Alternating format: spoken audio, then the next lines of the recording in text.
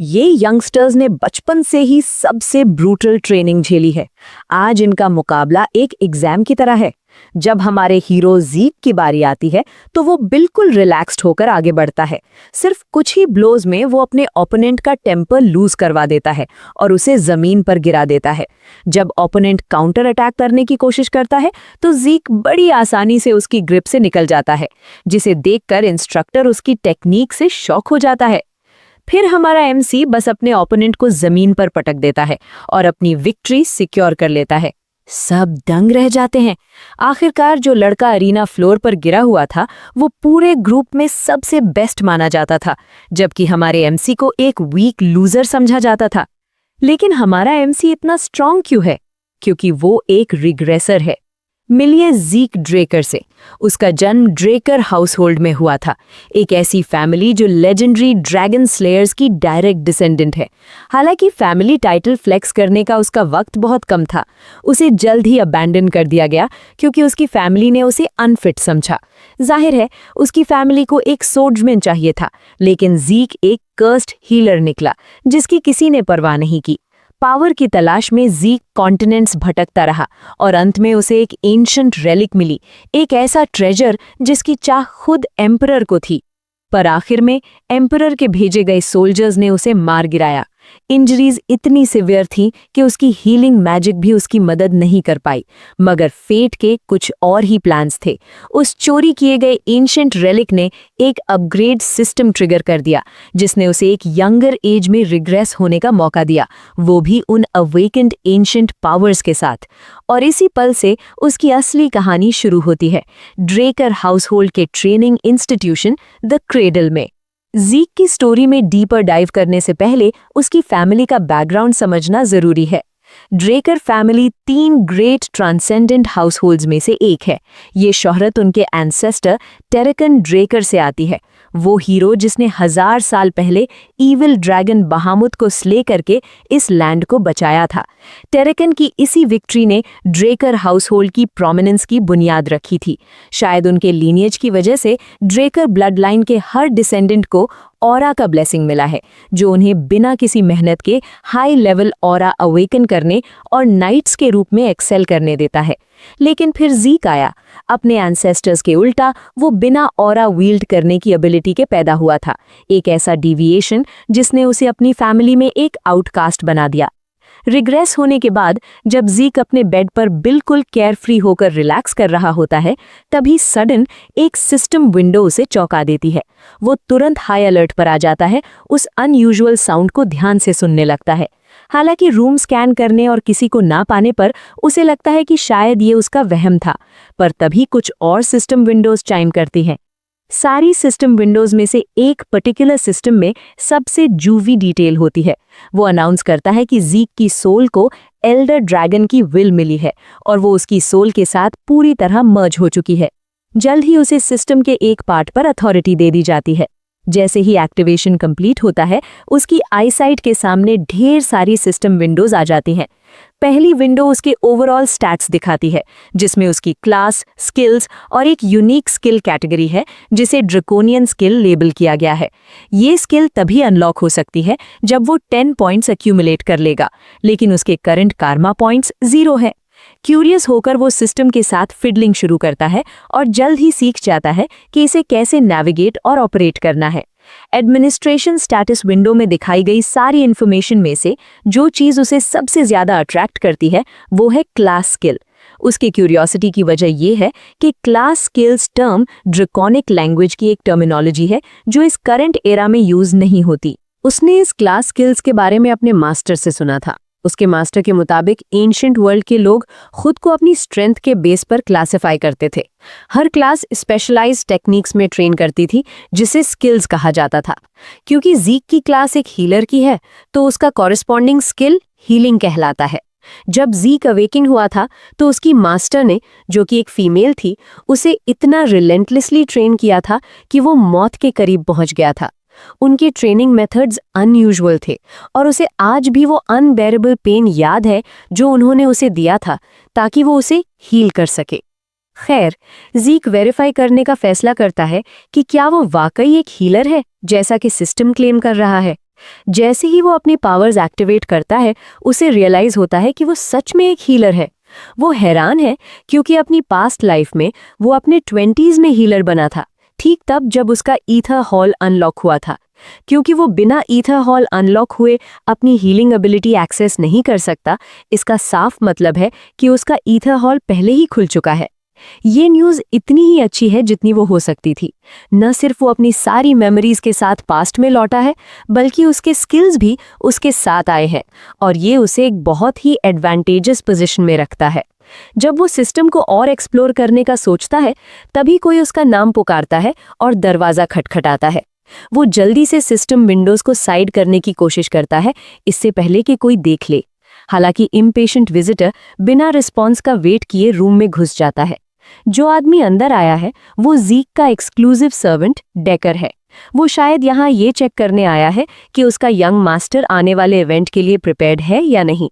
Of course ज़ीक को कोई idea नहीं है कि उसे किस चीज़ के लिए प्रिपेयर होना है। ये बात इस टेरिफाइंग आदमी को गुस्सा दिला देती है, और वो ज़ीक के केयरलेस बिहेवियर से अनॉयड है। ये सोचना कि यंग मास्टर इस स्पेशल डे के बारे में भूल गए, उस बटलर को हद से ज़्यादा गुस्सा दिला रहा है। दूसरी तरफ बेचारा ज़ीक इंस्टिंक्टिवली डेकर की इंटेंस गेज के नीचे कांपने लगता है।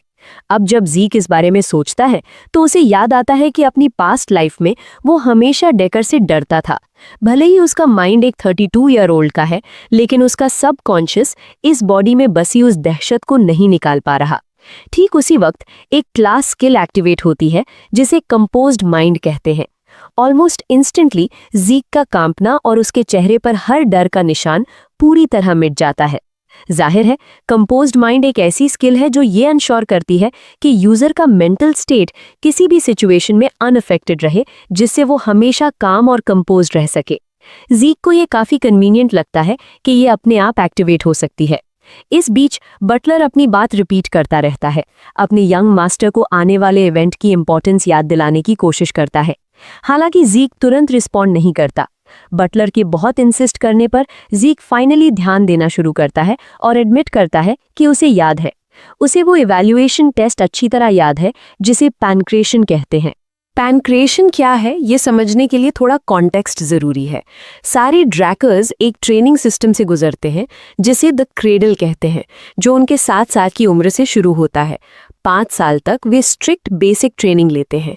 हर साल इंस्ट्रक्टर्स आने वाले स्टूडेंट्स को स्वॉर्ड्समैनशिप और कॉम्बैट के कॉम्पिटिशन्स के जरिए इवैल्यूएट करते हैं। खासकर पैनक्रेशन, एक नो होल्ड्स बार्ड कॉम्बैट जिसमें कोई रूल्स नहीं होते। अपोनेंट्स आमतौर पर इंस्ट्रक्टर्स चूज करते हैं, पर कभी-कभी स्टूडेंट्स अपने एडवर्सरीज खुद चुन सकते हैं अगर दोनों पार्टीज राजी हों। क्योंकि कोई रूल्स नहीं होते, इंजरीज कॉमन है और कभी-कभी स्टूडेंट्स जिंदा बाहर नहीं आते। पर क्योंकि ये कंपटीशन डिसाइड करता है कि स्टूडेंट्स को एकेडमी में किस क्लास में रखा जाएगा, बच्चों के पास अपनी पूरी जान लगाकर लड़ने के अलावा कोई रास्ता नहीं होता। पैनक्रेशन का दिन आखिरकार आ जाता है और सारे स्टूडेंट्स एम्फी थिएटर में जमा होते हैं। सबके बीच में इंस्ट्रक्टर खड़ा होता है जो सबको याद दिलाता है कि आज पैनक्रेशन का दिन है और ये उनके इवैल्यूएशन का फाइनल पार्ट है। सारे स्टूडेंट्स इंथुजियाज्म के साथ इंस्ट्रक्टर की बात को अफर्म करते हैं और उनका उत्साह देखकर इंस्ट्रक्टर भी थोड़ा इंट्रीग्ड हो जाता है। ये आदमी दरअसल हेड इंस्ट्रक्टर पैनमार्क है और बिना किसी देरी के वो चीज़ें शुरू करने का फैसला करता है। क्राउड में स्टूडेंट्स ज़ीक को अपने बीच खड़ा हुआ नोटिस करने लगते हैं। कुछ स्टूडेंट्स को ये मजाकिया लगता है कि ज़ीक पिछले साल की ह्यूमिलिएशन के बाद एक बार फिर यहाँ है। 2 स्टूडेंट्स के बीच ड्यूअल शुरू होता है और एरन नाम का एक स्टूडेंट इसे शुरू होने से पहले ही खत्म कर देता है। एक सिंगल अपरकट मारकर अपने अपोनेंट को नॉकआउट कर देता है। पर जहां बाकी स्टूडेंट्स को ये क्विक फाइट फैसिनेटिंग लग रही थी, ज़ीक बिल्कुल भी इम्प्रेस नहीं था। उसे वो वक्त याद है जब वो खुद छोटा होने पर ऐसी फाइट से डरा करता था, पर अपनी पास्ट लाइफ में उसने जो कुछ झेला है उसके सामने ये कुछ भी नहीं है। जब ज़ीक अपनी बारी का इंतजार करते हुए बार बार जम्हाई यानी यौन ले रहा होता है, तभी एक पर्टिकुलर स्टूडेंट लियोन कॉनरैड हमारे लड़के के साथ ड्यूअल करने के पल का बेसब्री से इंतजार कर रहा होता है। आखिरकार ज़ीक के मैच का समय आ जाता है और उसका अपोनेंट कोई और नहीं बल्कि लियोन ही निकलता है। जब मेरा भाई अपनी थकी हुई आंखें मल रहा होता है, तभी लियोन उस पर एक जैब मारता है। जिससे जीक को तुरंत पिछले साल हुई अपनी ह्यूमिलिएशन याद आ जाती है। बेशक जीक उसे भूला नहीं है, उसे साफ तौर पर याद है कि कैसे उसने तब लियोन से माफी की भीख मांगी थी। वे यादें दर्दनाक हैं, पर अब वे अतीत की बात है। लियोन हमेशा से हर साल जीक का अपोनेंट रहा है। हमारा लड़का उसे अच्छी तरह जानता है कि लियोन कितना डर्टी प्लेयर है और वो किस तरह के ट्रैश फैमिली से आता है। उसे यकीन है कि इस ड्यूल में उसका सामना सिर्फ इसलिए लियोन से हो रहा है क्योंकि लियोन ने मैच फिक्स करने के लिए पर्दे के पीछे से अपनी पहुंच का इस्तेमाल किया है। जीक एक ऐसे कुत्ते को पालना पसंद करेगा जो काटता हो, बजाय इसके कि उसका लियोन जैसा कोई कजन हो। अपनी पास्ट लाइफ में जीक कभी अपने डायरेक्ट ब्लड लाइन के 4 भाई बहनों से नहीं मिल पाया था, पर वहां दर्जनों कजन्स थे और उनमें से कई उसे बुली करने के लिए हमेशा तैयार रहते थे। अचानक लियोन एक बार फिर जीक को आवाज देता है और पहले की तरह ही वो उसे पिछले साल मिली शर्मनाक हार की याद दिलाकर उसे नीचा दिखाने की कोशिश करता है। वो आगे जीक से सवाल करता है कि क्या इतनी ह्यूमिलिएशन काफी नहीं थी जो वो फिर से पैनक्रिएशन में हिस्सा लेने चला आया। जब लियोन एक के बाद एक वर्बल जैब्स मार रहा होता है, जीक बिल्कुल शांत, कूल एज अ क्यूकम्बर रहता है और ये सब उसकी कंपोज्ड माइंड एबिलिटी की वजह से मुमकिन है। हालांकि जीक शांत और संयमित है, लेकिन उसकी सब्र की भी एक सीमा है। वो किसी इंसुलेंट बग को बार बार अपने खिलाफ बकवास करते हुए बर्दाश्त नहीं करेगा। हमारे लड़के का जवाब इस हरामी को और भी ज्यादा ट्रिगर कर देता है और इस बार लियोन तो हमारे लड़के का सिर तक पकड़ने की हिम्मत कर देता है, लेकिन उसकी ये बेवकूफ़ी भरी हरकत उसे चेहरे पर एक जोरदार पंच दिलवाती है जो उसे दूर ले जाकर पटकती है। ये ब्रूटल पंच जीक की स्किल क्रिटिकल स्ट्राइक की वजह से मुमकिन हो पाया। ये एबिलिटी ओपोनेंट को काफ़ी नुकसान पहुंचाती है, लेकिन इसमें एक रिस्क भी है। अगर हमला नाकाम रहा तो काउंटर होने का खतरा रहता है। किस्मत से जीक के लिए ये पंच परफेक्ट लगा और काउंटर की कोई गुंजाइश नहीं छोड़ी। दूसरी तरफ वो कमीना दर्द से कर रहा है और अपना चेहरा हाथों से छुपाए हुए है। इस बीच जीक सोचता है कि उसका इरादा सिर्फ उसे नॉकआउट करने का था और वो इस एबिलिटी को एक्टिवेट नहीं करना चाहता था। इंस्ट्रक्टर तुरंत उस छोटे लड़के की मदद के लिए भागता है और हमारे लड़के को मैच शुरू होने से पहले ही हमला करने के लिए डांटता है, पर मेरा भाई अपने जवाब में बिल्कुल नॉनशलेंट रहता है और ऊंची आवाज में पूछता है कि जब वे पहले से ही अरीना में खड़े हैं तो उन्हें किसी के कमांड का इंतजार क्यों करना चाहिए। आप देखिए, जो पहले हमला करता है उसे एडवांटेज मिलता है, इसलिए उसने इस मौके को हाथ से नहीं जाने दिया। जब वो ये कहता है तो वो बेहद मेनिसिंग दिखता है और वो जितनी किलर इंटेंट दिखा रहा है वो बेचारे इंस्ट्रक्टर को कंपाने के लिए काफी है। इस बीच लियोन इंस्ट्रक्टर को भरोसा दिलाता है कि यहाँ सब कुछ फेयर गेम है और उसे बस लड़ाई शुरू करने को कहता है। आखिरकार अगर लियोन इस मोड़ पर पीछे हट जाता है तो ये झेलने के लिए बहुत ही शर्मनाक होगा। जैसे ही इंस्ट्रक्टर सिग्नल देता है, लियोन बिना सोचे समझे अपने अपोनेंट पर चार्ज करता है, लेकिन उसके इस रेकलेस चार्ज के बदले उसे फिर से चेहरे पर एक पंच मिलता है। हैरानी की बात यह है कि जीक का ये पंच बिल्कुल भी दर्दनाक नहीं था। शुरू में लियोन एक सीधा पंच खाने से काफी डर गया था क्योंकि उसे पहला वाला बहुत दर्दनाक लगा था, लेकिन ये महसूस करने के बाद कि इस पंच ने उसे जरा भी चोट नहीं पहुंचाई, उसका बेवकूफ़ी भरा कॉन्फिडेंस और बढ़ जाता है। वो सोचता है कि उसे बस अपना गार्ड ऊपर रखना है और जीक उसके लिए कोई खतरा नहीं रहेगा। लियोन तुरंत नोटिस करता है कि हमारा लड़का फिर से काउंटर अटैक के लिए अपने बाएं हाथ का इस्तेमाल कर रहा है, इसलिए वो नीचे झुक जाता है। उस क्रिटिकल मोमेंट में वो जीक की कमजोरी का फायदा उठाता है और उसे अपनी पकड़ में लेकर जमीन पर गिराने की कोशिश करता है, लेकिन अचानक लियोन को इतनी तेजी से एक हिट पड़ती है कि हम भी नहीं देख पाए कि क्या हुआ और वो पत्ते की तरह कांपने लगता है। यहाँ तक कि साइडलाइन पर खड़ा इंस्ट्रक्टर भी पूरी तरह चकरा गया है, ये सोचकर कि उसने अभी अभी एक 12 साल के बच्चे को इतनी स्लिक मूव करते हुए देखा है। जिस पल लियोन ने जीक के काउंटर को डॉज किया और उसे गिराने की कोशिश की, इंस्ट्रक्टर को यकीन था कि लियोन ही जीतेगा। हालांकि जीक ने लियोन की ठुड्डी पर एक जोरदार पंच जड़ा और उसकी पकड़ से निकल गया। ये लियोन की गलती थी कि उसने अपना गार्ड ढीला छोड़ दिया, ये सोचकर कि जीक उसके जाल में फंस चुका है। लेकिन हमारा लड़का अपना काउंटर फेल होने के बावजूद बिल्कुल शांत बना रहा। इस तरह का सटीक और असरदार डैमेज पहुंचाने के लिए जिस कंसंट्रेशन और प्रिसिजन की जरूरत होती है, वो अपने आप में एक मिसाल है। इंस्ट्रक्टर वाकई हैरान है कि क्या ये वही जीक ड्रेकर है जिसे वे जानते थे।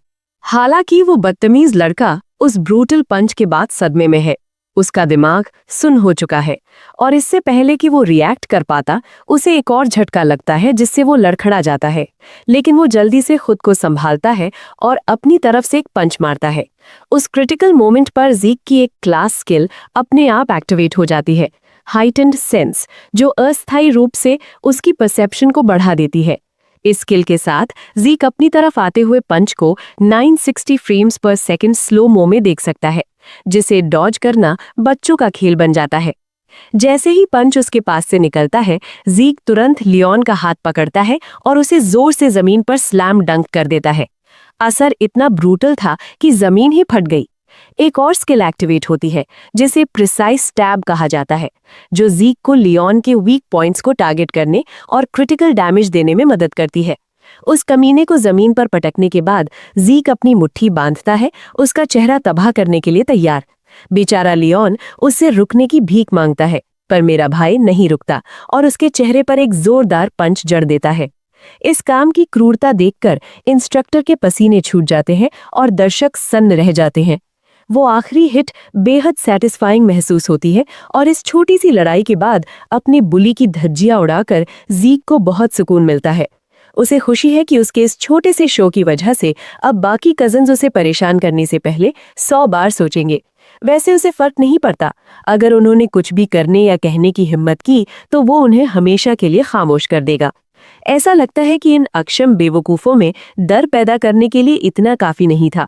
एक पर्टिकुलर लड़का जो ज़रूरत से ज़्यादा आत्मविश्वासी है, हमारे लड़के को चुनौती देता है और उसे अपने पैन क्रिएशन ओपोनेंट के रूप में चुनता है। ये ओवर कॉन्फिडेंट लड़का जेन वार्डेक है, जो अपनी बातों से ज़्यादा अपनी ताकत दिखाना चाहता है। खैर, ज़ीक को इससे कोई फर्क नहीं पड़ता। असल में उसे यकीन है कि अगर जेन अकेला आया तो वो बोर हो जाएगा, इसलिए वो उसे मौका देता है कि चीज़ों को और दिलचस्प बनाने के लिए वो अपने साथ कुछ और स्टूडेंट्स को भी ले आए। हमारा लड़का खास तौर पर एक और स्टूडेंट लियम स्टोन को बुलाता है और सुझाव देता है कि वो जेन के साथ जुड़ जाए। जाहिर है लियम जेन के लैकी के अलावा और कुछ नहीं है। ये सुझाव जेन के चेहरे पर एक तमाचे जैसा लगता है। ये सोच ही कि उसे ज़ीक जैसे बच्चे से लड़ने के लिए किसी की मदद चाहिए होगी, उसके लिए एक ऐसी ह्यूमिलिएशन है जिसे वो बर्दाश्त नहीं कर सकता।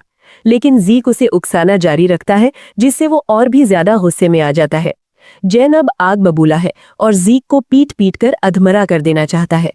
जैसे ही दोनों कंटेस्टेंट्स अरीना में खड़े होते हैं, इस बार इंस्ट्रक्टर साफ तौर पर ज़ीक को चेतावनी देता है कि कमांड से पहले वो हिले भी नहीं। खैर, ऐसा लगता है कि जेन अपने नौकर को साथ ही ले आया, जिससे ज़ीक और भी खुश हो गया। आखिरकार ज़ीक की पास्ट लाइफ में लियम की पहचान एक एक्सेप्शनल फाइटर के रूप में थी, यहाँ तक कि उसने मर्सनरी किंग का टाइटल भी जीता था। तब जेन के नौकर के रूप में लियम ने एकेडमी के क्रेडल को ज्वाइन किया था। हालांकि एक दूर का रिश्तेदार होने के नाते उसकी शिक्षा को नज़रअंदाज किया गया था। उसने एकेडमी वालहाला में हायर एजुकेशन के लिए बहुत भीख मांगी थी, लेकिन आखिरकार वो बैरनॉन नामक एक छोटे से देश के नाइट ऑर्डर में पहुंच गया। जब बैरनॉन का पतन हुआ तब लियम एक मर्सनरी बन गया। इन केओटिक टाइम्स में ताकतवर लोग स्वाभाविक रूप से दूसरों को अपनी ओर खींचते थे। मर्सनरी के रूप में अपने लंबे अनुभव के साथ लियम एक रेड नाइट के रूप में उभरा और आखिरकार उसने स्टोन मर्सनरीज की स्थापना की। उसने 3 सबसे बड़े मर्सनरी ग्रुप्स को एकजुट किया, जिससे उसे मर्सनरी किंग का टाइटल मिला। जब एम्पायर ने स्टोन मर्सनरीज को काम पर रखा, तब लियम ने कॉन्टिनेंटल वॉर्स में प्रवेश किया, जहां ज़ीक और उत्तर के लोगों ने, नॉर्दर्नर्स ने, उसका एक फॉर्मिडेबल फो के रूप में सामना किया। लेकिन इस बार हमारा लड़का अपने लिए एक बहुत ही अलग भविष्य बनाने के लिए दृढ़ संकल्पित है। जैसे ही इंस्ट्रक्टर सिग्नल देता है, जेन आत्मविश्वास के साथ आगे बढ़ता है और इतनी ताकत से पंच मारता है कि उसके आसपास की हवा की लहरें भी डिस्टर्ब हो जाती है। लेकिन इसमें कोई हैरानी की बात नहीं कि ज़ीक बड़ी आसानी से उस पंच को पकड़ लेता है, जैसे वो कुछ भी ना हो। जेन जल्दी से हमारे लड़के का हाथ झटकता है और अपनी एक किक से पलटवार करता है, लेकिन वो किक इस फिल्दी बास्टर्ड पर ही भारी पड़ जाती है। जैसे ही उसकी किक कनेक्ट होती है, जेन को बहुत तेज दर्द महसूस होता है, जिससे वो लड़खड़ा जाता है। पता चलता है कि उसने ज़ीक की उस स्ट्रॉन्ग बैरियर पर वार किया था जो उसने अपनी कोहनी के चारों ओर बनाई थी, और इससे जेन के पैर को गंभीर नुकसान पहुंचा। जब जेन अपने घायल पैर को देखता है, जीक तुरंत आगे बढ़ता है और अपनी स्किल एक्टिवेट करके मुट्ठी बांधता है, प्रहार करने के लिए तैयार। बेचारा जेन जल्दी से खुद को बचाने की कोशिश करता है और अपने हाथों को अपने चेहरे पर रख लेता है। ऐसा लगता है कि जेन ने जीक की चालों का थोड़ा गलत अंदाजा लगा लिया, क्योंकि हमारे लड़के का इरादा उसके चेहरे पर चोट करने का कभी नहीं था। इसके बजाय वो उस कमीने के घायल पैर पर ही निशाना साधता है। उस स्नीकी मूव के बाद वो उसकी पसलियों पर एक ऐसा पंच मारता है जिससे जेन के मुंह से खून की उल्टियां होने लगती हैं। वो ओवर कॉन्फिडेंट कमीना आखिरकार जमीन पर है। अपनी सारी गरिमा और स्वाभिमान खोने के बाद वो गुस्से में अपने साइड किक को हमारे लड़के को तुरंत मार डालने का निर्देश देता है। अब हमारे लड़के के लिए लियम से निपटने का समय आ गया है और ये शख्स उसकी ओर बढ़ते हुए बहुत ही खतरनाक किलिंग वाइब्स दे रहा है। लियम से लड़ने में सबसे कष्टदायक चीज उसकी इनसेन रीच है, जो जीक को एक गंभीर डिसएडवांटेज में डाल देती है अगर वो लियम को पहले हमला करने दे। इसलिए हमारा भाई अपनी स्टांस लेता है और पहल करने का फैसला करता है। अपनी एक और स्किल जिसे स्लैश कहा जाता है का उपयोग करते हुए जीक इतनी तेजी से आगे बढ़ता है कि लोगों को सिर्फ उसकी परछाइयां ही दिखाई देती हैं जो मुक्कों की बौछार कर रही हैं। स्लैश स्किल उसे दुश्मन पर हमलों की झड़ी लगाने की अनुमति देती है, जिससे दुश्मन की नजरों में पूरी तरह खलल पड़ता है। किनारे से देख रहे लोग सच्ची निराशा महसूस कर रहे हैं। ये देखकर कि हमारा लड़का कितना बड़ा गीगा चैड है, जीक जानता है कि वो सब हैरान और उलझन में है, क्योंकि उनमें से किसी ने पहले कभी ऐसा कुछ नहीं देखा। आप देखिए, जहां तलवार का बोलबाला हो वहां एक ब्रॉलर की मुक्केबाजी की तकनीक देखना एक दुर्लभ और अनसुना दृश्य है। जितनी प्रभावशाली ये एबिलिटी है, उतना ही ये उसके शरीर पर भारी प्रभाव भी डाल रही है। लेकिन वो भी यहाँ सबसे बड़ी चुनौती नहीं है। लियम की राक्षसी काया ही जीक की असली परीक्षा है। कोई काउंटर अटैक्स नहीं, कोई डॉजेस नहीं। लियम बस अपना गार्ड ऊपर रखकर सब कुछ झेल रहा है। अब आप सोच ही सकते हैं कि मर्सनरी किंग के रूप में वो कितना आक्रामक रहा होगा। चूंकि जीक कोई असली डैमेज नहीं दे पा रहा है, वो एक आखिरी डेविस्टेटिंग स्ट्राइक करने की तैयारी करता है। एक ऐसा प्रहार जो लियम के गार्ड को तोड़ने के लिए पर्याप्त हो। जैसे ही हमारा लड़का अपना वार करता है, लियम बड़ी आसानी से उसे रीडायरेक्ट करके बच निकलता है। जो चीज जीक को और भी ज्यादा गुस्सा दिलाती है वो ये है कि इस कमीने ने वार को देखने के लिए अपनी पलकें तक नहीं झपकाई और उसे ऐसे डॉज किया जैसे वो कुछ भी ना हो। अगले ही पल लियम को मौका मिलता है। वो जीक को हवा में ऊंचा उठाता है और उसे जमीन पर जोर से पटकने की तैयारी करता है। लेकिन जीक बिना लड़े हार मानने वाला नहीं है। वो तुरंत लियम के सिर पर वार करता है। उसकी class skill heightened sense activate हो जाती है और इसके साथ वो पूरी तरह पासा पलट देता है। इस एडवांटेज का उपयोग करते हुए वो अपने पैरों से लियम की गर्दन को एक घातक पकड़ में जकड़ लेता है, जिससे लियम की हवा रुक जाती है। लियम का शरीर चाहे कितना भी मजबूत क्यों ना हो, दिमाग तक ऑक्सीजन ना पहुंचने पर वो बेबस है। हालांकि ऐसा लगता है कि जीक ने खुद को जरूरत से ज्यादा आंक लिया था। लियम क्रूरता से पलटवार करता है और एक के बाद एक विनाशकारी वार करता है। मुक्कों की उस झड़ी की वजह से बेचारे जीक को खून की उल्टी तक करनी पड़ती है। लेकिन उन हमलों के बावजूद आखिरकार लियम का शरीर जवाब देने लगता है। उसकी ताकत कम हो जाती है और अंततः वो हवा की कमी के कारण बेहोश होकर गिर जाता है। दर्शक हक्के बक्के रह जाते हैं। ऐसी अविश्वसनीय लड़ाई देखकर उनकी सांसें थम जाती हैं। लेकिन उनके बीच एक ऐसा स्टूडेंट भी है जो डरा हुआ होने के बजाय अजीब तरह से उत्साहित लग रहा है। वो वास्तव में उत्साहित है और जीक का अपोनेंट बनने का इंतजार नहीं कर सकता। पैंक्रेशन का दिन खत्म होने के बाद हमारा लड़का अपने कमरों में वापस आता है, जहां उसका सेवक उसकी सेहत के बारे में पूछताछ करता है। उसने सुना है कि मैचों के दौरान जीक गंभीर रूप से घायल हो गया था। इस पर जीक बस कंधे उचका देता है और कहता है कि वो बिल्कुल ठीक है। हालांकि बटलर पीछे नहीं हटता और ये वेरीफाई करने के लिए कि सब कुछ ठीक है, उसकी नब्ज चेक करने पर जोर देता है। जीक समझ जाता है कि ये बूढ़ा बस ये चेक करना चाहता है कि उसने अपनी ऑरा अवेकन की है या नहीं। आखिरकार वो अपना हाथ सेवक की ओर बढ़ाता है, जो तुरंत उसके हाथ से जीक के हाथ में नीली ऊर्जा छोड़ता है। इस नीली ऊर्जा को देखकर हमारा लड़का सोचने लगता है कि क्या उसका सेवक वास्तव में एक ब्लू नाइट हो सकता है। आप देखिए, ये चेक करने के लिए कि कोई अवेकन हुआ है या नहीं, ज्यादातर लोग सिर्फ उनके डांटियन की जांच करते हैं, लेकिन ये आदमी इस मामले में असामान्य रूप से गहन है। किसी दूसरे के भीतर ऑरा डालना अपने आप में कठिन है, लेकिन इस बूढ़े आदमी के लिए इसे इतनी सटीकता से नियंत्रित करना, वो निश्चित रूप से एक ब्लू नाइट होगा। जाहिर है, सभी नाइट्स एक जैसे नहीं होते। उन्हें उनकी मार्शल प्रोविस और ऑरा मैनिपुलेशन के आधार पर वर्गीकृत किया जाता है। व्हाइट सॉर्ड्समैन नॉविस लेवल है और ज्यादातर बच्चे ब्लेसिंग राइट से पहले यही होते हैं। येलो सॉर्ड्समैन वो स्तर है जो आप अपनी ऑरा अवेकन करने और डांटियन खोलने के बाद प्राप्त करते हैं। क्रेडल के सभी ट्रेनीज ब्लेसिंग राइट के बाद येलो सॉर्ड्समैन बन जाते हैं। एक बार जब आप ऑरा को स्वतंत्र रूप से नियंत्रित करना सीख जाते हैं तो आप नाइट का टाइटल अर्जित करते हैं। पर्पल नाइट लेवल तब होता है जब आप अपनी तलवार को ऑरा से रीइंफोर्स कर सकते हैं, जबकि ब्लू नाइट लेवल तब प्राप्त होता है जब आप ऑरा ब्लेड मैनिफेस्ट कर सकते हैं। इसके आगे उन लोगों का क्षेत्र जिन्होंने अपनी सीमाओं को पार कर लिया है, वो क्षेत्र जहां मर्सनरी किंग लियम और हमारा लड़का अपने रिग्रेशन से पहले पहुंचे थे, उसे रेड नाइट के रूप में जाना जाता है। फिर ब्लैक नाइट आता है, लेकिन पूरे महाद्वीप में इन राक्षसों में से कुछ ही अस्तित्व में है।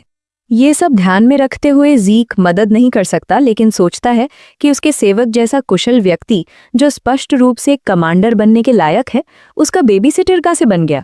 फिर भी चाहे कुछ भी हो, ज़ीक को यकीन है कि ये आदमी उसके ईथर का पता नहीं लगा सकता, जिसे पूरी दुनिया में केवल 2 ही लोग इस्तेमाल कर सकते हैं। अंत में बूढ़ा अपनी जांच पूरी करता है। कड़े लहजे में वो अपने यंग मास्टर से सवाल करता है कि क्या वो कुछ छिपा रहे हैं। बेशक ज़ीक साफ मुकर जाता है और अनभिज्ञता का नाटक करता है। वो पलटकर पूछता है कि क्या बटलर कुछ ऐसा जानता है जो वो खुद नहीं जानता। कमरे में कुछ देर के लिए सन्नाटा छा जाता है, लेकिन हमारा लड़का ये कहकर बात खत्म कर देता है कि वो सिर्फ मजाक कर रहा था। बटलर फिर हिचकिचाता है, लेकिन खुद को रोक नहीं पाता और ज़ीक से पूछता है कि वो इतनी बुरी तरह कैसे बदल गया। ये सुनकर हमारे लड़के के कदम रुक जाते हैं। वो अपनी आंखों में एक चमक के साथ पीछे मुड़ता है। उसके बटलर ने जो सवाल पूछा है वो पूरी तरह गलत है। ये पूछने के बजाय कि ज़ीक अब क्यों बदल गया है, बटलर को ये पूछना चाहिए था कि ज़ीक को बदलने में इतना समय क्यों लगा। फिर वो अपने बटलर को सूचित करता है कि अभी बहुत सारे सरप्राइज आने बाकी है, इसलिए सेवक को बार बार चौंकने की जरूरत नहीं है, उसे बस हुक्म का पालन करना है। विनम्र सेवक अपने स्वामी के शब्दों को स्वीकार करता है और अपना सिर झुकाता है, बिना किसी सवाल के पालन करने के लिए तैयार। बटलर फिर रिपोर्ट करता है कि ज़ीक ने जिस ट्रेनिंग रूम का अनुरोध किया था वो तैयार है। ज़ीक रिपोर्ट से प्रसन्न है और बूढ़े आदमी को आराम करने के लिए भेज देता है। जब हमारा लड़का अकेला चलता है तो उसे एक डर सताता है कि शायद उसके बटलर को उस पर नजर रखने का आदेश दिया गया हो। इसे काउंटर करने के लिए वो तय करता है कि बटलर को अपने करीब रखना ही सबसे अच्छा है, ताकि वो उस बूढ़े को मैनिपुलेट कर सके और ज़रूरी जानकारी निकाल सके। ज़ीक को अभी भी ये पता लगाना है कि उसके बटलर को उस पर नज़र रखने का आदेश किसने दिया था। उसे पूरा यकीन है कि उसकी माँ की तरफ से कोई ऐसा करने की हिम्मत नहीं करेगा, जिसका मतलब है कि अब सिर्फ उसके भाई बहन ही बचते हैं। जैसे ही ज़ीक पर्सनल ट्रेनिंग रूम में कदम रखता है, वो वहाँ की भव्यता, लैविशनेस देखकर दंग रह जाता है, जो इस बात की पुष्टि करती है कि ये हाउसहोल्ड वाकई अपने नाम के मुताबिक जीता है। अपनी ट्रेनिंग शुरू करने से पहले वो सिस्टम चेक करने का फैसला करता है। एक कमांड के साथ उसके सामने सिस्टम पैनल पॉपअप हो जाता है। वहां वो नोटिस करता है कि उसकी स्लैश स्किल प्रोफिशिएंसी तक पहुंच गई है। उसे अंदाजा नहीं है कि ये कैसे हुआ, पर वो एक तुक्का लगाता है कि शायद इसे बार बार इस्तेमाल करने से ये लेवल अप हो गई है। ये स्किल स्वाभाविक रूप से उसके एक्शन के आधार पर एक्टिवेट होती है और इसे चलाने के लिए उसे कुछ खास करने की ज़रूरत नहीं पड़ती। उसे ये समझ आता है कि अगर वो कुछ नया सीखता है तो वो भी यहाँ एक स्किल के रूप में जुड़ जाएगा। वो अभी भी स्किल और क्लास स्किल के बीच के अंतर को लेकर थोड़ा उलझन में है, हालांकि उसने गौर किया कि दोनों अपने आप एक ही तरह से एक्टिवेट होती हैं। अंत में ड्रैकोनियन स्किल आती है, लेकिन वो अभी इसे देख नहीं सकता क्योंकि इसे अनलॉक करने के लिए 10 पॉइंट्स चाहिए। वो उस ऑप्शन पर प्रेस करता है और अगली सिस्टम विंडो उसे बताती है कि वो मॉन्स्टर्स को मारकर कर्मा पॉइंट्स कमा सकता है। उसके करंट कर्मा पॉइंट्स 0 है। मॉन्स्टर्स की बात करें तो ज़ीक सोचता है कि डंजन्स में उनकी कोई कमी नहीं है, लेकिन वहां जाने के लिए उसे कम से कम एक पर्पल नाइट बनना होगा। फिलहाल वो इस बात को लेकर ज्यादा उत्सुक है कि वो अतीत में रिग्रेस कैसे हुआ और ये सिस्टम आखिर है क्या। स्किल्स और क्लास स्किल्स के कॉन्सेप्ट भी उसकी क्यूरियोसिटी लिस्ट में है। उसके दिमाग के किसी कोने में ये बात खटक रही है कि ये सब उस एंशंट रेलिक से जुड़ा हो सकता है।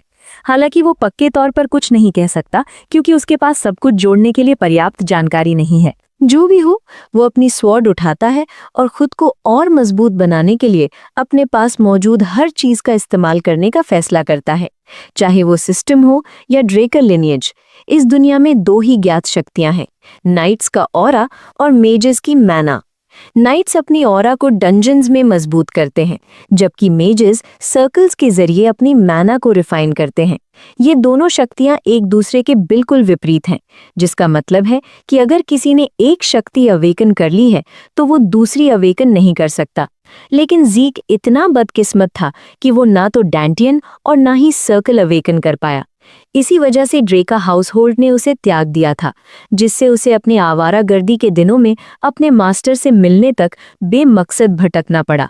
उसके मास्टर ने उसे बहुत कुछ सिखाया, लेकिन सबसे कीमती सबक थे हीलिंग की कला और ईथर हॉल, एक अनोखी तकनीक जो उसके मास्टर ने खुद विकसित की थी।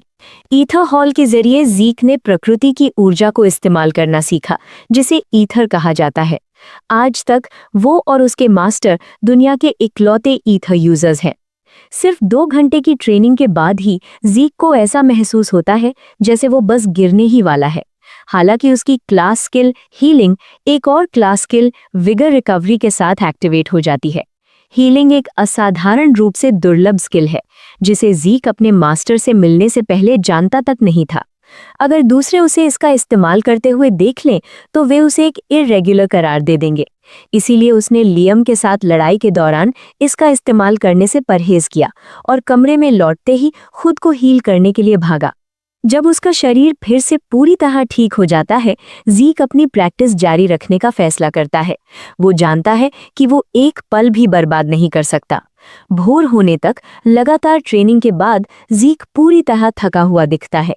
पूरा हॉल उसकी मेहनत का गवाह है, जहां फर्श पर तलवार के गहरे निशान और दरारें साफ देखी जा सकती हैं। खैर, 1 हफ्ता बीत जाता है और हम खुद को क्रेडल कैफेटेरिया में पाते हैं। वहां ज़ीक कुछ स्टूडेंट्स को अपने बारे में बात करते हुए सुनता है। उन्हें लगता है कि वो अब पूरी तरह से एक अलग इंसान बन गया है। चूंकि वो एक पैदाइशी लूजर है, इसलिए उन्हें लगता है कि शायद उसने ब्लैक मैजिक का सहारा लिया है। इसी बीच एक दूसरे प्राइवेट लाउंज में सभी बड़े बिग शॉट स्टूडेंट्स एक साथ डिनर कर रहे हैं। सबसे पहले स्टेक पर हाथ साफ कर रही है रेना टून। फिर वहां ये लड़का ओवन जिमिन्स है, जो शांत और संयमित है, और उसके सामने बैठा है मार खाया हुआ लियन, जो हमेशा की तरह उतावला और बेचैन दिखता है। ओवन उसे ठीक से खाने के लिए कहता है, क्योंकि उसे स्वॉर्ड्समैनशिप ड्यूअल के लिए ऊर्जा की जरूरत होगी। दूसरी ओर लियन बिना किसी खास वजह से चिढ़ जाता है और गुस्से में मेज पर इतनी जोर से हाथ मारता है कि उसे परोसा गया जूसी स्टेक जमीन पर गिर जाता है। मेज पर मारे गए इस थप्पड़ की वजह से रेना का स्टेक भी उसकी प्लेट से उछलकर गिर जाता है, जिससे वो पूरी तरह आग बबूला हो जाती है। उसकी तीखी नजरें आखिरकार लियन को थोड़ा शांत करती हैं। जाहिर है, ये चारों स्टूडेंट्स हमारे लड़के से नफरत करते हैं, इसलिए उनका साथ होना कोई हैरानी की बात नहीं है। लेकिन भले ही वो एक ही ग्रुप में हो, उनकी आपस में भी ज्यादा नहीं बनती। उनका रिश्ता सिर्फ ज़ीक के प्रति उनकी साझा नफरत की वजह से टिका हुआ है। ओवन मानता है कि ज़ीक पैंक्रेशन के दौरान बहादुर और प्रभावशाली दोनों था। हालांकि उसे पूरा यकीन है कि जब बात स्वॉर्ड्समैनशिप की आएगी तो वो दयनीय साबित होगा। जहां तक वो जानता है, ज़ीक को तलवार ठीक से पकड़ना तक नहीं आता, इसलिए वो किसी के लिए कोई खतरा नहीं है। उनमें से एक इशारा करता है कि ज़ीक इतना कमजोर है कि उसे एक कस्टमाइज सॉर्ड बनवानी पड़ी, क्योंकि बेसिक तलवारें उसके लिए बहुत भारी थी। फिर भी लियोन को ये बात समझ नहीं आ रही कि वो उस घटिया शख्स से कैसे हार गया। उसे यकीन है कि ज़ीक उससे पैंक्रेशन में सिर्फ अपनी किस्मत की वजह से जीता था। खैर, ऐसा लगता है कि रेना के विचार इनसे मेल नहीं खाते। अगर वे सच में इस बकवास पर यकीन करते हैं तो उनमें से किसी को भी ड्रेका हाउसहोल्ड का नाइट बनने का अधिकार नहीं है। इन शब्दों के साथ वो लेडी कमरे से बाहर चली जाती है। इससे पहले कि हम ड्यूअल के दिन पर चले, यहाँ थोड़ा कॉन्टेक्स्ट जरूरी है कि ये सॉर्ड ड्यूअल आखिर है क्या। पैंक्रेशन के विपरीत सॉर्ड ड्यूअल्स में असली तलवारों का इस्तेमाल होता है, जिसे ये क्रेडल के भीतर होने वाली ज्यादातर घटनाओं का मुख्य कारण बन जाते हैं। ये वो जगह भी है जहां कैडेट्स की स्किल्स के बीच का अंतर साफ तौर पर दिखने लगता है। वर्तमान फाइनल एग्जाम्स की 1 महीने बाद ब्लेसिंग राइट शुरू होगा, वो इवेंट जहां ड्रेकर्स अपनी ऑरा अवेकन करते हैं। ड्यूअल का दिन आखिरकार आ गया है और इंस्ट्रक्टर ज़ीक को आगे आने का आदेश देता है। हमारा लड़का अपने कंधे पर एक विशाल तलवार रखे हुए बड़े आराम से सीन पर आता है। वो तलवार सचमुच उससे बड़ी है, जिसे देखकर हर कोई उसे नोटिस करता है। सबको ये मजाकिया लगता है। वे सोचते हैं कि ज़ीक को लगता है कि तलवार जितनी बड़ी होगी उसे उतना ही एडवांटेज मिलेगा। दूसरी तरफ से आगे आने वाली शख्स रेना है, जो पूरी तरह जोश में दिख रही है और नाटकीय अंदाज में हमारे लड़के को ड्यूअल की चुनौती देती है। मेरा भाई भी इस चुनौती के लिए पूरी तरह से तैयार है और बिना दोबारा सोचे इसे स्वीकार कर लेता है। रेना को ये बात हजम नहीं हो रही कि ज़ीक इतनी आसानी से एक क्लेमोर उठा रहा है। अब जब वो उसके सामने है तो वो बता सकती है कि ये वो ज़ीक नहीं है जिसे वो कभी जानती थी। वो लड़का जिसे वो जानती थी वो तो तलवार ठीक से पकड़ भी नहीं पाता था। उसकी प्रेजेंस इतनी प्रभावशाली है कि वो डर महसूस करने लगती है, लेकिन वो तुरंत खुद को संभालती है और खुद पर गुस्सा करती है कि उसने ऐसा सोचा भी कैसे। अब पीछे हटने का कोई विकल्प नहीं है, खासकर तब जब चुनौती उसने खुद दी थी। इसी बीच ज़ीक भी थोड़ा नर्वस महसूस कर रहा है। वो जानता है कि उसकी सामान्य तकनीकें उसे वो जीत नहीं दिला पाएंगी जो वो चाहता है, क्योंकि लाइटनिंग नाइट के खिलाफ ड्यूअल कोई मजाक नहीं है, ये वाकई तनावपूर्ण है। आप देखिए, रेना टेरोन बहुत मशहूर थी और उसने अपनी पास्ट लाइफ में लाइटनिंग नाइट का टाइटल जीता था। उसने कॉन्टिनेंटल वॉर्स के दौरान अपना नाम बनाया था और उसे ड्रेकर्स की अगली पीढ़ी के सबसे महान योद्धाओं में से एक माना जाता है। वो उन चुनिंदा लोगों में से एक है जिसने ब्लेसिंग राइट से पहले ही अपनी ऑरा अवेकन कर ली थी। जहां तक ज़ीक को याद है, उसने कुछ साल पहले ही अपनी ऑरा अवेकन कर ली होगी। हालांकि उसने क्रेडल में इसका इस्तेमाल नहीं किया है, क्योंकि वो अपनी फंडामेंटल्स को सुधारने पर ध्यान दे रही है। जैसे ही ड्यूअल शुरू करने का सिग्नल मिलता है, दोनों प्रतियोगी तुरंत अपनी तलवारी टकराते हैं। पहली भिड़ंत के बाद रेना पीछे हटती है और फिर से उस पर हमला करती है। एक प्रहार के साथ वो ज़ीक को पीछे की ओर धकेल देती है। सिर्फ इन 2 हमलों ने ही हमारे लड़के को ये अंदाजा देने के लिए काफी था कि वो उसकी उम्मीद से भी कहीं बेहतर है। वो लड़की फिर से उस पर हमला करती है, अपनी तलवार को जितनी तेजी से हो सके घुमाती है, जिससे पूरे इलाके में चिंगारियां उठती हैं। बैकग्राउंड में उसके दोस्त बेचैन और बेसब्र हो रहे हैं, उसे चिल्लाकर कह रहे हैं कि वो खेल बंद करे और उसे एक ही बार में खत्म कर दे। लेकिन उनमें से एक समझदार उन बेवकूफ़ों को याद दिलाता है कि रेना उसके साथ खेल नहीं रही है, बल्कि ज़ीक ही है जो उसे टक्कर दे रहा है। अब अगर उसके नज़रिए से देखें तो वो ज़ीक के गार्ड में कमियां और कमज़ोरियां साफ देख सकती है। फिर भी हर बार जब वो उनका फ़ायदा उठाने की कोशिश करती है, उसकी तलवार तुरंत रोक ली जाती है, जैसे कि ज़ीक उसके प्रयासों की सराहना कर रहा हो। इससे भी ज़्यादा निराशाजनक बात यह है कि एक हमला रोकने के बाद वो जानबूझकर उसे मारने के लिए एक और कमज़ोर पॉइंट छोड़ देता है। ऐसा लगता है जैसे ये ड्यूअल जीतने के लिए नहीं, बल्कि उसे सिखाने के लिए है। कुछ देर के आदान प्रदान के बाद रेना आखिरकार पीछे हटती है। इस भाग दौड़ से पूरी तरह थक चुकी है। वो फिर से हमला करने से पहले अपनी सांसें काबू में करना चाहती है। इसी बीच ज़ीक के चेहरे पर थकान या पसीने की एक बूंद भी नहीं है। हकीकत में वो बोर लग रहा है, वो उतना इम्प्रेस नहीं है। वो बिना ऑरा के ईमानदारी से लड़ रही है, लेकिन अपनी फंडामेंटल्स के प्रति जुनूनी व्यक्ति से यही उम्मीद की जा सकती है। अब जब वे इसमें लगे ही हैं, तो वो उसकी सीमाओं को तोड़ने में मदद करने का फैसला करता है। वो जानबूझकर एक बहुत ही लो स्टांस लेता है, जैसे कि वो एक ही चाल में दूरी खत्म करना चाहता हो। रीना को अपनी रफ्तार पर भरोसा है और वो इस बारे में ज्यादा नहीं सोचती, लेकिन पलक झपकते ही ज़ीक दूरी मिटा देता है और इससे पहले कि वो रिएक्ट कर पाए, वो उसके बिल्कुल सामने होता है। वो अपनी विशाल ब्लेड इतनी जोर से घुमाता है कि उसकी ताकत से जमीन फट जाती है। दूसरी तरफ लड़की को यकीन है कि जब तक उनके बीच दूरी है, वो उसकी चालों का जवाब दे सकती है। ज़ीक अपनी तलवार खाली हवा में घुमाता है, लेकिन उसका इरादा उसे मारना नहीं था। इसके बजाय उसने अपनी तलवार के जोर से जो मलबा हवा में उछाला था, वो सीधे लड़की के चेहरे पर लगता है, जिससे उसकी नाक पर चोट आती है। इसके बाद ज़ीक अपनी विशाल तलवार लेकर उसकी ओर बढ़ता है। जैसे ही वो उस चमकती ब्लेड को अपनी गर्दन से कुछ ही सेंटीमीटर दूर देखती है, उसे यकीन हो जाता है कि वो खत्म हो गई है। लेकिन हैरानी की बात यह है कि जो तलवार ज़ीक पकड़े हुए था, वो अचानक हवा में उड़ती हुई कुछ फीट दूर जा गिरती है। इसके साथ ही भीड़ तुरंत ज़ीक को हारा हुआ घोषित कर देती है और बिना ऑरा इस्तेमाल किए जीतने के लिए रेना की तारीफों के पुल बांधने लगती है। हालांकि इंस्ट्रक्टर जानता है कि ये वैसा नहीं है जैसा दिख रहा है और उसके चेहरे पर भारी खौफ है। जो बाकी कैडेट्स नोटिस नहीं कर पाए वो ये था कि जैसे ही ज़ीक का हमला रेना के करीब पहुंचा, उसने बहुत ही हल्की ऑरा का इस्तेमाल किया, जो इतनी सूक्ष्म थी कि मुश्किल से नजर आए। हकीकत ये है कि ज़ीक ने उसे ऑरा इस्तेमाल करने पर मजबूर कर दिया, बावजूद इसके कि उसने एकेडमी में प्रवेश करने तक ऐसा न करने की कसम खाई थी। ये किसी पागलपन से कम नहीं है। जब रेना वहां खड़ी होती है, उसका चेहरा अपनी कसम तोड़ने के संदेह और पछतावे से भरा होता है। तभी ज़ीक अचानक उस पर हमला कर देता है। अपनी मुट्ठी बांधकर वो उसके गले पर वार करता है, उसे याद दिलाते हुए कि ये अभी खत्म नहीं हुआ है। वो अपनी घुटनों के बल गिर जाती है और उसके मुंह से खून निकलने लगता है। दर्शक दीर्घा में बैठे बाकी कैडेट्स नाराज हैं, क्योंकि ये एक स्वॉर्ड ड्यूअल होना चाहिए था, इसलिए वो ऐसे चीप अटैक्स बर्दाश्त नहीं करेंगे। वहां मौजूद हर कोई तिरस्कार में ज़ीक पर उंगलियां उठाता है, उसे इस तरह की चाल चलने के लिए बेशर्म कहता है। इस बीच ज़ीक इन सभी आवाजों और अपमानों से पूरी तरह बेअसर रहता है। वो शांति से रेना से पूछता है कि क्या वो जारी रखना चाहती है।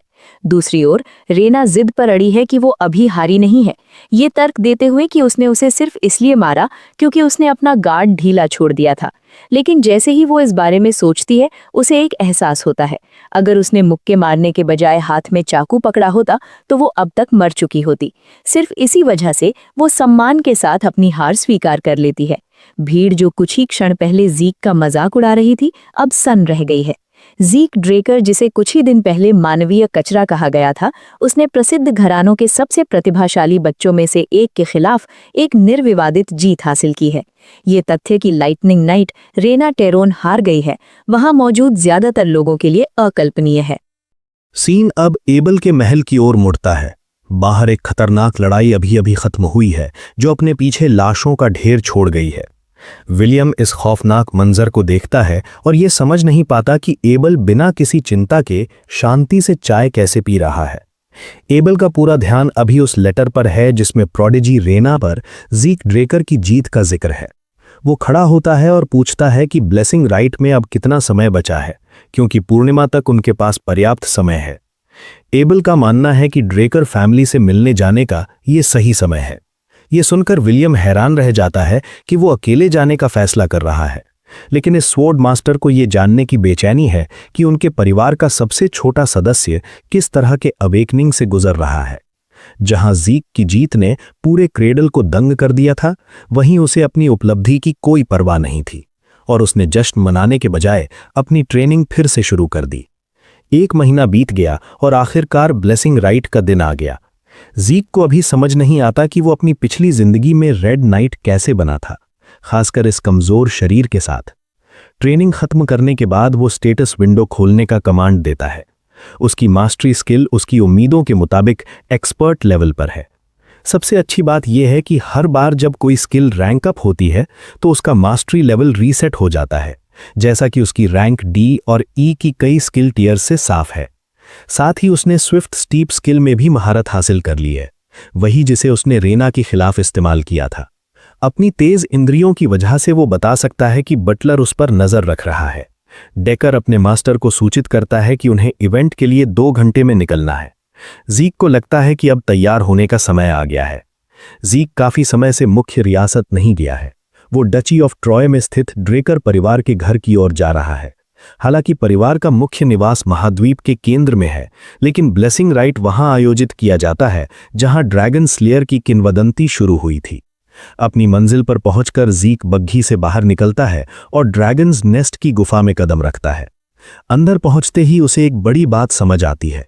यहां मौजूद लोग बहुत बड़े वीआईपीज हैं। वो जानता है कि उनमें से कुछ इन्फॉर्मेंट्स हैं जो उस पर नजर रखने के लिए भेजे गए हैं।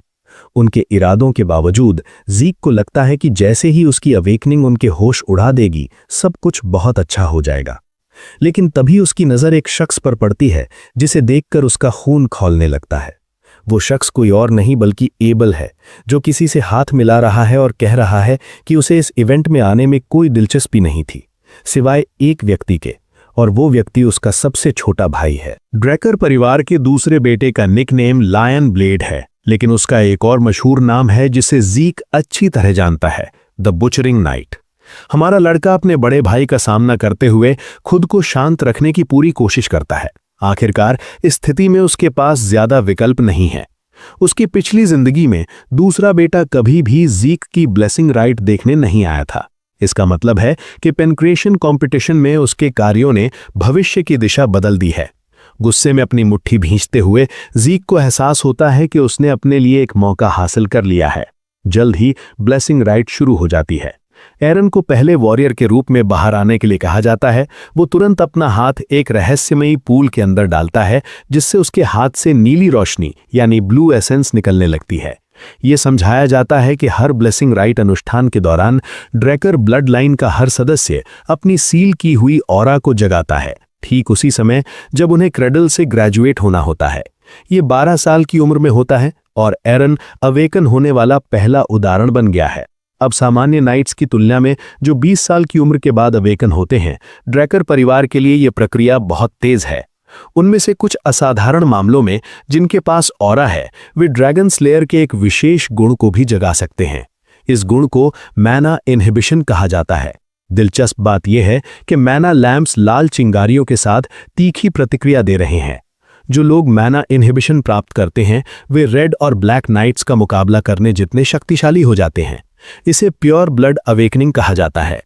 मैना इनहिबिशन ट्रेट के कारण उम्मीदवारों को परिवार द्वारा बनाए गए विशेष दस्ताने पहनने की जरूरत होती है, क्योंकि इसके बिना वे कभी सामान्य जीवन का आनंद नहीं ले पाएंगे। इसका उदाहरण रेना के साथ दिखाया गया है, जो पहले ही अवेकनिंग प्रक्रिया से गुजर चुकी है और लगातार दस्ताने पहनती है। एक बार जब कोई ये साबित कर देता है कि वो प्योर ब्लड है, तो उसे ड्रैकर नाम दिया जाता है और फिर उन्हें उनकी मदद के लिए अपार धन और अनगिनत लाभ दिए जाते हैं। दर्शकों में सुगबुगाहट होती है, क्योंकि अंततः सबसे प्रतीक्षित अवेकनिंग कैंडिडेट मंच पर आता है। वे सभी सोचते हैं कि इस बच्चे की अवेकनिंग रेयस से भी आगे निकल जाएगी। जैसे ही ज़ीक पीतल की मूर्ति के सामने खड़ा होता है, वो खुद हैरान रह जाता है कि वो फिर से यहाँ है। पिछली जिंदगी में यह अनुभव उसके लिए बहुत बुरा था, जहां ब्लेसिंग राइट ने उसे क्रेडल में आगे बढ़ने में मदद की थी। वहीं ये वो दिन था जब उसे शर्मिंदगी के अलावा कुछ नहीं मिला। हालांकि अब हकीकत अलग है। उसके पास हील करने, ईथर को नियंत्रित करने की क्षमता है और इन सब से ऊपर उसने अपनी क्षमताओं के साथ दृढ़ और मजबूत होना सीखा है। इसीलिए वो मूर्ति से उम्मीद कर रहा है कि वो उसका साथ दे। जैसे ही वो अपना हाथ पूल में डुबोता है, मूर्ति प्रतिक्रिया देती है। वो अचानक रुकने से पहले हिलती है, जिससे कमरे में मौजूद हर कोई हैरान रह जाता है। ये कुछ ऐसा है जो पहले कभी किसी उम्मीदवार के साथ नहीं हुआ और इसने एबल को भी अवाक कर दिया है। जैसे ही वो अपना हाथ बाहर निकालता है, लड़का अपने विचारों की पुष्टि करता है। वो जानता था कि इस बार भी चीजें अलग नहीं होंगी। एबल की वजह से ही वो गलत निष्कर्ष पर पहुंचा और बहुत अधिक आत्मविश्वासी हो गया। बाकी लोग बस इस बात से हैरान हैं कि सबसे प्रतीक्षित उम्मीदवार अवेकन होने में विफल रहा। वे उसका मजाक उड़ाते हैं कि डायरेक्ट डिसेंडेंट होने के बावजूद वो अवेकन नहीं हुआ। फिर उसके रेना को हराने पर सवाल उठता है, जिसे अब हर कोई मानता है कि वो किसी घटिया चाल या धोखे से हुआ होगा। फिर भी हमारे लड़के को कोई फर्क नहीं पड़ता और वो अन्य अवेकनिंग्स के माध्यम से मजबूत होने पर ध्यान केंद्रित करता है। सिस्टम एक त्रुटि के बाद अचानक माफी के साथ उसका स्वागत करता है। ज़ीक हैरान रह जाता है, क्योंकि सिस्टम उसे सूचित करता है कि उसकी क्लास आइडेंटिफिकेशन से जरूरी जानकारी गायब है। संदेश का ये हिस्सा उसका ध्यान खींचता है। सिस्टम उसे बताता है कि इनपुट पूरा हो गया है और टर्मिनल ने उपयोगकर्ता की प्रतिभा को एक हीलर के रूप में पहचाना है। इसके साथ ही उसने अपनी क्लास को अनलॉक कर लिया और साथ ही रेयर क्लास तक पहुंच प्राप्त कर ली। ज़ीक को अपनी आंखों पर यकीन नहीं होता जब मूर्ति लाल रोशनी से चमकने लगती है, जो एक प्योर ब्लड अवेकनिंग का संकेत है। कोई भी इस बात पर विश्वास नहीं कर सकता कि वो सीधे एक रेड नाइट के रूप में शुरुआत कर रहा है। सिस्टम कनेक्ट होता है और ज़ीक की आत्मा के भीतर से एंशिएंट ड्रैगन का आशीर्वाद ब्लेसिंग अनलॉक करता है। जब ये सब हो रहा है, एबल शांति से अपने भाई को देख रहा है। चिन की प्रतिभा पहली चीज है जो जागृत होती है और फिर उसकी पहले से जागी हुई प्रतिभाएं एक साथ मिल जाती हैं और अपने आप में एक नई क्लास का रूप ले लेती हैं। वहां इतना कुछ हो रहा है कि ज़ीक कुछ समझ नहीं पा रहा है, खासकर तब जब वो एक नई अनोखी क्लास देखता है जिसे दी इमॉर्टल कहा जाता है, जिसे सिस्टम ने उसके लिए चुना है। उसके शरीर के चारों ओर सोने की रोशनी की चमक दर्शकों का ध्यान खींचती है। उन्हें यकीन है कि उन्होंने मूर्ति से लाल रोशनी देखी थी, लेकिन वे संदेह से भरे हुए हैं। ज़ीक ने स्थिति को पूरी तरह से समझ लिया है और उसे लगता है कि अभी उनके खिलाफ बोलना बेकार है। वे सवाल करते हैं कि क्या मूर्ति टूटी हुई है, लेकिन फिर कोई ये कैसे समझाएगा कि मैना लैंप रीडिंग पर प्रतिक्रिया दे रहा था? वहां कोई मैना इनहिबिशन नहीं था, इसलिए वे ये मानना चाहते हैं कि ये प्योर ब्लड अवेकनिंग नहीं हो सकती। तभी एबल तालियां बजाना शुरू करता है और एक ही बार में नए जागृत प्योर ब्लड्स को बधाई न देने के लिए लोगों का मजाक उड़ाता है। वो सोचता है कि ये शक करने के बजाय इस अवसर का जश्न मनाने का मौका है। चूंकि वे उसके खिलाफ नहीं बोल सकते, इसलिए वे तालियां बजाते हैं। एबल अपने छोटे भाई के लिए एक जोड़ी ग्लव्स तैयार करने की मांग करता है। ज़ीक ग्लव्स स्वीकार तो करता है, लेकिन उनके बारे में उसकी राय बहुत कम है। वो वहां से चला जाता है, जबकि एबल जो देख रहा है उससे संतुष्ट है। जहां तक हमारे लड़के का सवाल है, उसे इस बात से चिढ़ है कि उसे उन सभी लोगों में से एबल की मदद मिली। ब्लेसिंग राइट जल्द ही समाप्त हो जाता है और इसके बाद सभी के आनंद लेने के लिए एक सेलिब्रेशन पार्टी होती है। ज़ीक अपने सिग्मा मेल ग्राइंड सेट पर है और पार्टी में शामिल नहीं होना चाहता। एक आवाज द्वारा उसका नाम पुकारे जाने के बाद वो अचानक रुक जाता है। ये पूरी तरह से ज़ीक की उम्मीदों के खिलाफ है, क्योंकि उसे एबल के कहीं से भी टपक जाने की उम्मीद नहीं थी। वो जानना चाहता है कि बच्चा कहाँ जा रहा है और यहां तक कि उसे हाथ मिलाकर बधाई भी देता है। अपने बड़े भाई से नफरत करने के बावजूद यहां हाथ मिलाने से मना करना उसे मुसीबत में डाल सकता है। इसलिए वो अच्छा बनने का नाटक करता है और हाथ मिलाने के लिए आगे बढ़ता है। तभी उसे अपने पिछली जिंदगी की यादों से एक ब्लड बाथ याद आता है। किसी कारण से ज़ीक अपना हाथ पीछे खींच लेता है और एक शब्द बोलने से इनकार कर देता है। एबल अपनी दुर्भावनापूर्ण प्रकृति की एक झलक दिखाता है और इस अजीब स्थिति के लिए अपने छोटे भाई को दोष देता है। अपने विचारों में ज़ीक बस उस आदमी से हाथ मिलाना स्वीकार नहीं कर सकता जिसे वो सबसे घृणित और नीच मानता है। एबल वास्तव में ज्यादा परवाह नहीं करता और उसे अलविदा कहता है। वो उससे बाद में मिलने की उम्मीद कर रहा है और उसे ज्यादा परेशान नहीं किए बिना चला जाता है। उसके शब्दों पर ज़ीक पुष्टि करता है कि वो भी एक दिन अपने भाई से मिलने के लिए दृढ़ संकल्पित है। पार्टी की ओर बढ़ते हुए जहां कई लोग 2 प्योर ब्लड्स की हालिया अवेकनिंग पर चर्चा करने में व्यस्त हैं। अभी तक किसी को समझ नहीं आया है कि ज़ीक की गोल्डन लाइट का क्या मतलब है, क्योंकि ऐसा पहले कभी नहीं हुआ। वे उसके स्थान के बारे में सोचते हैं क्योंकि वो कहीं दिखाई नहीं दे रहा है। हमें ज़ीक की एक झलक मिलती है, लेकिन वो एक अलग कमरे में आराम कर रहा है। उस दम घोटने वाले सामाजिक कार्यक्रम से मुश्किल से बचकर निकला है। साथ ही वो अभी भी ये समझ नहीं पा रहा है कि वो अकेला कैसे अप्रभावित है। प्योर ब्लड अवेकनिंग्स के बारे में बात यह है कि उनमें माना इनहिबिशन एक विशेषता के रूप में होती है। ये दिखाने के लिए है कि ड्रैकर परिवार उन ड्रैगन्स के खिलाफ है जिन्हें माना का स्रोत माना जाता है। जो भी हो, अधिकांश मशीनों को आवश्यक ईंधन के रूप में माना की आवश्यकता होती है। तथ्य यह है कि एक प्योर ब्लड को इस कारण से स्पेशल ग्लव्स के उपयोग की आवश्यकता है। अगर ज़ीक को एक प्योर ब्लड अवेकनर माना जाता है तो दस्ताने उतारते ही उसे समस्याओं का सामना करना चाहिए था, लेकिन अभी वो अप्रभावित लगता है। इससे वो स्टेटस विंडो खोलता है जिसके गुण पहले से अलग हैं। माना इनहिबिशन होने के बजाय उसके पास माना रिफ्लेक्शन नाम की एक अनूठी विशेषता है। एक जिज्ञासु ज़ीक स्किल के विवरण को गहराई से पढ़ने का निर्णय लेता है। वहां उसे पता चलता है कि माना रिफ्लेक्शन एक डिस्टॉर्शन फील्ड बनाता है जो पास के माना को शून्य करने के लिए जिम्मेदार है। इसे एक स्किल के रूप में वर्गीकृत किया गया है और ये माना लैंप्स पर प्रतिक्रिया नहीं करता है क्योंकि ये प्रभाव में पैसिव नहीं है। उसे ब्लेसिंग राइट से पहले एक रेयर क्लास हीलर के रूप में पहचाना गया था, लेकिन अब उसे यूनिक इमॉर्टल माना जाता है जिसे वो समझ नहीं पा रहा है। भ्रम तब पैदा होता है जब समारोह के सभी स्नातक सामान्य अवेकनिंग्स के साथ ब्लू ऑरा प्राप्त करते हैं। एकमात्र व्यक्ति जो इस मामले में अपवाद थी वो थी रेना, जिसे रेड प्योर ब्लड अवेकनिंग प्राप्त हुई थी। हमारे लड़के के लिए भी यही मामला था, लेकिन फिर यह अंततः गोल्ड में बदल गया। सिस्टम ने उसे बताया था कि वर्गीकरण के संबंध में महत्वपूर्ण जानकारी गायब थी। ज़ीक सोचता है कि क्या सिस्टम अवेकनिंग के दौरान कौन से प्रतिमा को अपना वर्गीकरण टर्मिनल मान रहा था। जैसे ही सिस्टम ने टर्मिनल के अंदर आवश्यक जानकारी डाली, मूर्ति ने कड़ी प्रतिक्रिया दी और लाल रोशनी उत्सर्जित की। अब सब कुछ समझ में आने लगा है। ज़ीक को लगता है कि मूर्ति ये तय नहीं करती कि कोई जागृत हुआ है या नहीं, बल्कि इसे उनकी क्लास का न्याय करना है। लाल का अर्थ है एक रेयर क्लास और सोने का अर्थ है एक यूनिक क्लास। इसके अलावा वो मूर्ति एक रेलिक है जो टर्किन के समय से भी पहले यहां थी, वो व्यक्ति जिसने ड्रैकर परिवार की स्थापना की थी। क्लास आइडेंटिफिकेशन आजकल एक अवधारणा के रूप में वास्तव में मौजूद नहीं है। यही वजह है कि मूर्ति का एकमात्र उद्देश्य जागृत लोगों को उन लोगों से अलग करना है जो नहीं है। उन्होंने लाल रोशनी के उद्देश्य को एक प्रकार के प्योर ब्लड अवेकनिंग के रूप में गलत समझ लिया है, जबकि वास्तव में इसका मतलब है कि उन्होंने रेयर क्लास प्राप्त कर ली है। वास्तव में दिलचस्प बात यह है कि ज़ीक पाता है कि उसने अपने नाम पर 100 कर्मा पॉइंट्स अर्जित किए हैं। वो सोचता है कि क्या उसे ये समारोह के दौरान मिले और जल्दी से उन्हें ड्रेकोनियन स्किल खरीदने में लगाने का फैसला करता है। खरीद के बाद सिस्टम जानकारी के प्रवाह के साथ अपडेट होता है। उसने dragon eyes, might of the dragon और डिवाउर जैसे शुरुआती स्किल्स का एक पूरा समूह हासिल कर लिया है। पहले दो उसे पूरी तरह समझ आते हैं, लेकिन आखिरी वाला नहीं, क्योंकि इसका एकमात्र उद्देश्य पाचन में मदद करना है। वह वास्तव में अपने पॉइंट्स को ऐसी चीज में निवेश नहीं करना चाहता जिसके बारे में वह अनिश्चित है, इसलिए वह इसके बजाय ड्रैगन आइज और माइट ऑफ द ड्रैगन चुनता है। दूसरी स्किल का उपयोग करना जोखिम भरा है क्योंकि इसमें ऑरा का उपयोग शामिल है, इसलिए अभी के लिए वह यह देखने के लिए ड्रैगन आइज सक्रिय करता है कि इसमें क्या खास है। यह थोड़ा कमजोर लगता है क्योंकि ज़ीक को अपने परिवेश में अपनी इंद्रियों के लिए कुछ भी उल्लेखनीय या नया महसूस नहीं होता है। तभी वह बगीचे में मूर्ति को देखने के लिए खिड़की खोलता है।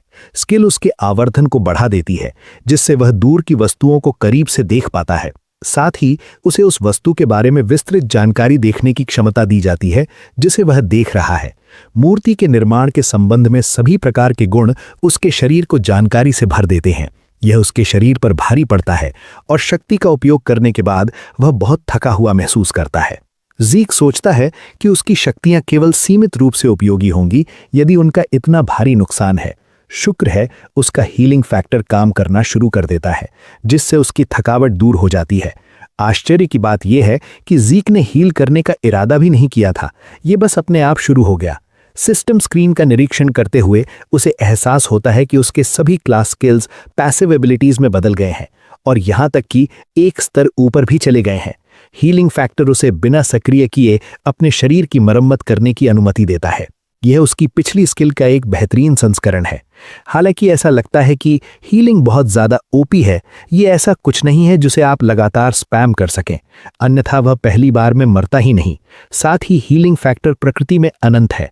अपनी विकसित स्किल का परीक्षण करने के लिए वह एक ब्लेड लेता है और अपने हाथ पर हल्का कट मारता है। चोट लगने के कुछ सेकंड बाद हीलिंग फैक्टर अपने आप काम करना शुरू कर देता है। बिना कोई निशान छोड़े कट को भर देता है। अकेडमी से स्नातक होने का सामान्य समय 5 वर्ष है, लेकिन एक आत्मविश्वासी ज़ीक सोचता है कि वह इसे 2 वर्षों में पूरा कर लेगा। ड्रैकर अकेडमी अब तक की सबसे महान नाइट अकेडमी है। कोई भी महत्वाकांक्षी नाइट इसके अंदर अपनी जगह पाने के लिए कुछ भी बेच देगा। डची ऑफ ट्रॉय में स्थित अकेडमी हर बार जब एक नया सेमेस्टर आता है तब वसंत जीवन के साथ फलती फूलती है। जैसे जैसे ज़ीक दूसरों के बीच चलता है, वह नोट करता है कि उच्च रैंक वाले छात्र तुलनात्मक रूप से वयस्कों से अलग नहीं हैं। वे उतने ही सक्षम हैं और यदि वह उन लोगों की तुलना क्रेडल से करे तो वे महान परिवारों के बच्चों से ज़्यादा कुछ नहीं है। ज़ीक को लगता है कि उसका पूरा परिवार गड़बड़ है।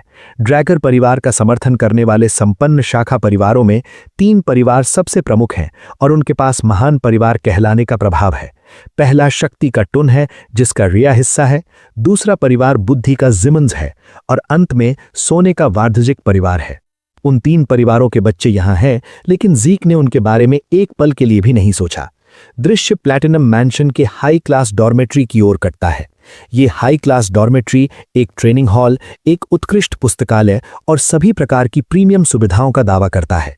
माना जाता है कि सर्वश्रेष्ठ छात्र इन विलासिताओं का आनंद लेते हैं। जहां तक प्योर ब्लड अवेकनर्स की बात है, उन्हें फ्लोर मास्टर का एक अतिरिक्त विशेषाधिकार दिया जाता है।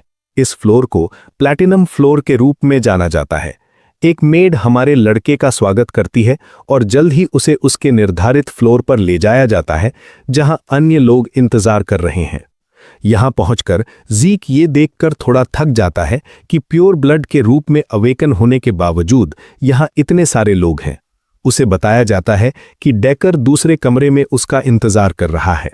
समय बर्बाद किए बिना ज़ीक उससे मिलने जाता है ताकि देख सके कि क्या बात है। बटलर के पास अपने मास्टर को दिखाने के लिए कुछ है। वह उसे हैरान कर देता है कि प्रीमियम ग्लव्स की एक जोड़ी दिखाकर जो उसे शुरुआत में अवेकनिंग पर मिले थे।